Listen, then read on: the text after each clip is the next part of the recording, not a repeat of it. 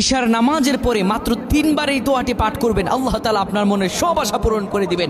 আপনার জন্য রিজিকের দ্বার উন্মোচিত হয়ে যাবে, আকাশ থেকে রিজিক বর্ষণ হয়ে যাবে। আপনি মাটিতে হাত দেবেন, সেটা স্বর্ণ রূপান্তরিত হবে। একটা পাওয়ারফুল আমল। বিশ্বনবী সাল্লাল্লাহু আলাইহি ওয়াসাল্লাম বলেছেন, বুলেট মিস হতে পারে, কিন্তু এই দোয়াটা পরে যদি কেউ দোয়া করে ওই দোয়া মিস হবে না। আল্লাহর কসম করে বলছি, এটি আল্লাহর খাস একটি আমল।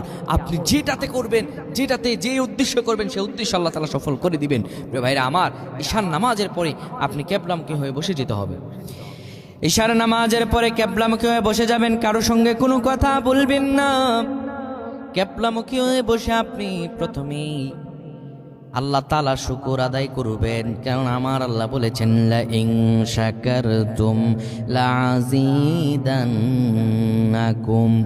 বান্দা, তুমি নিয়ামত পাওয়ার পরে শুকর আদায় করো, আমি আল্লাহ তোমার নিয়ামতকে বাড়ায়া দিব। কিন্তু ওয়ালা ইন কাফারতুম ইন্না আযাবি লাশাদীদ, আমার নিয়ামত পাওয়ার পরে শুকর আদায় করবা না, বান্দা তোমার জন্য ভয়ানক শাস্তি আমি রেখে দিয়েছি।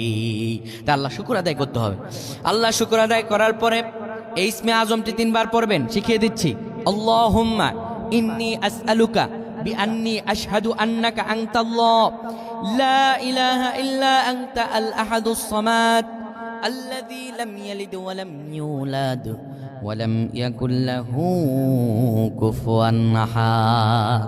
এই আল্লাহর ইসমে আজমটি 3 বার পড়বেন। আবার বলছি, আল্লাহুম্মা ইন্নী আসআলুকা বিআন্নী আশহাদু আন্নাকা আনতাল্লাহ লা ইলাহা ইল্লা আনতা আল আহাদুস সামাদ আল্লাযী লাম ইয়ালিদ ওয়া লাম ইউলাদ ওয়া লাম ইয়াকুল লাহু কুফুয়ান আহাদ। আল্লাহ রাব্বুল আলামিন আপনার সব মনের আশা পূরণ করে দিবেন। পয়েন আল্লাহুম্মা আমিন।